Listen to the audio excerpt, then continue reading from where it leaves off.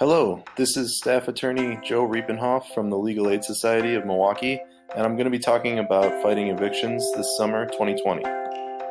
So we know that the emergency order from Governor Evers prohibited most evictions in the state of Wisconsin, but that moratorium is actually ending on May 26th. Congress also passed the CARES Act, and this would be a federal law that includes a ban on many evictions. That would last until July 25th, possibly even August 23rd. So this information applies if you receive eviction papers in June, July, and maybe even August. So the federal ban on evictions applies to any property that has a federal subsidy, which would include public housing, voucher, Section 8, or even tax credit properties. But it also applies to private properties that have a mortgage that's federally backed. So to find out if the federal ban applies to you, go to this website. The National Low-Income Housing Coalition has created a database where you can type in your address and see if your property falls under the law.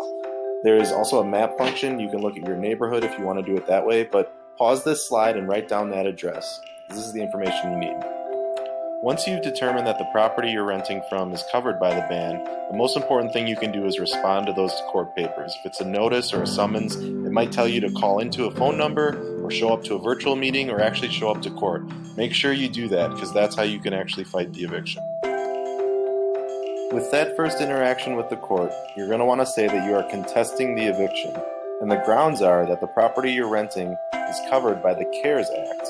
At that point, it should be up to the other side to prove that they are exempt from the ban.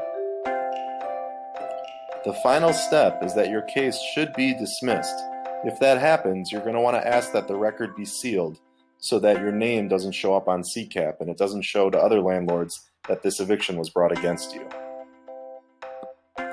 This video shouldn't be considered a substitute for consulting with an attorney.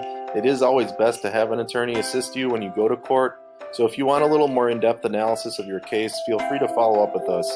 Here's our website. You can fill out an intake form there and we'll get back to you, or give us a call at the number there. Good luck out there.